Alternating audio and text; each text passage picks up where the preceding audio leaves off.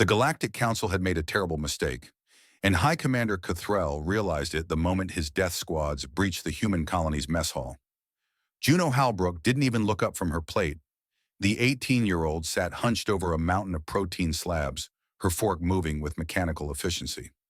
Around her 24 other human cubs, the Council's dismissive term for anyone under their species' breeding age, continued shoveling food into their mouths. The clatter of utensils against metal trays didn't pause.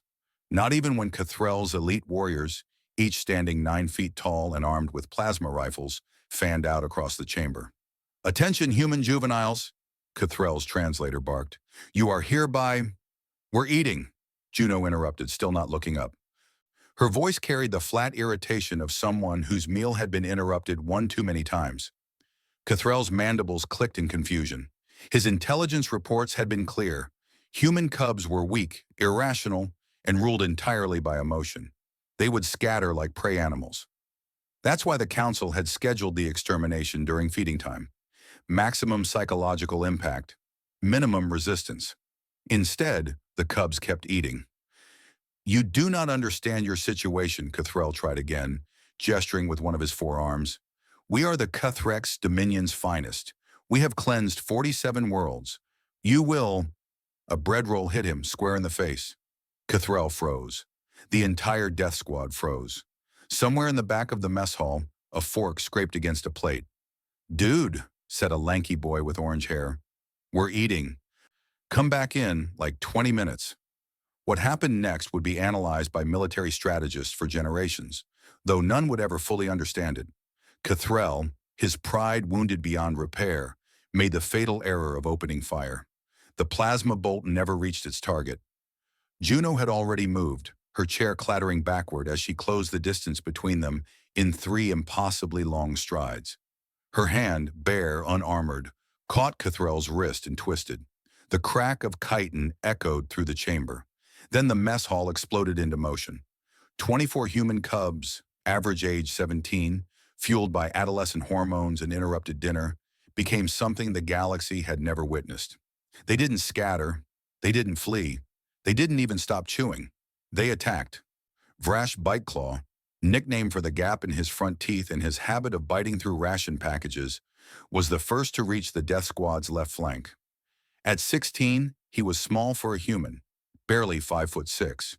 He was also the wrestling team captain and had gone 3 days without proper sleep thanks to exam week. He was not in the mood. The Cathrex warrior tried to bring his rifle to bear. Varash ducked under the barrel, drove his shoulder into the alien's midsection, and lifted. The warrior, 9 feet of armored muscle, found himself airborne. Varash pivoted and slammed him into the ground with enough force to crack the deck plating. Then he went back to his table, grabbed his sandwich, and took another bite while stomping on the warrior's weapon. "These are our protein slabs," he said around a mouthful of synth beef. "You don't interrupt protein time." The death squad, trained to face down armies, found themselves overwhelmed by sheer adolescent audacity. Human cubs didn't fight like soldiers. They fought like cafeteria brawlers who'd been raised on a high-gravity world and had something to prove. They used trays as shields and projectiles. They swung chairs like clubs.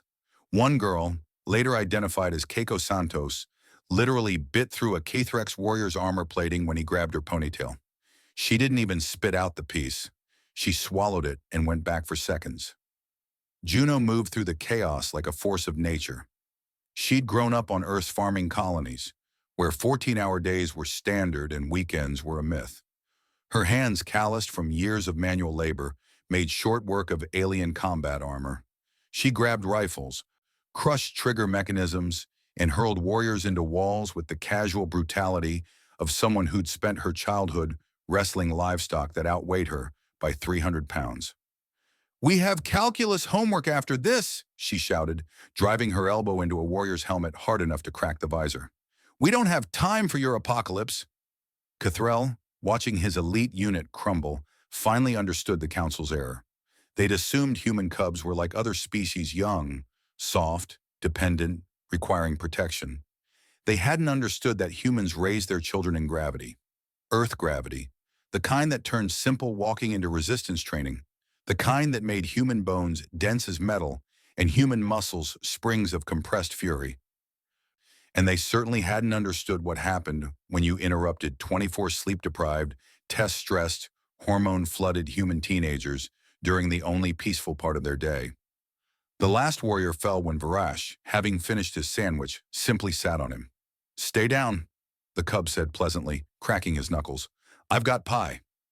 Juno walked over to Cathrell, who'd pressed himself against the wall. She was breathing hard, her hair had come loose from its ponytail, and there was something utterly terrifying in her eyes. "You interrupted dinner," she said softly. "Do you know what happens to our grades when we don't get proper nutrition? Do you know what our parents will say if we fail because some knockoff Starship Troopers bugs decided to attack during feeding time?" Cathrell's translator made a sound like dying static. "Here's what's going to happen," Juno continued, stepping closer. "You're going to go back to your council. You're going to tell them that Earth is off limits. Forever. Because if you ever interrupt our meals again, we won't just defend ourselves." She smiled. It was the smile of someone who just aced a pop quiz and was riding the high. "We'll come for seconds." 3 hours later, Cathrell's flagship broke orbit. The council received his report and immediately classified it at the highest level.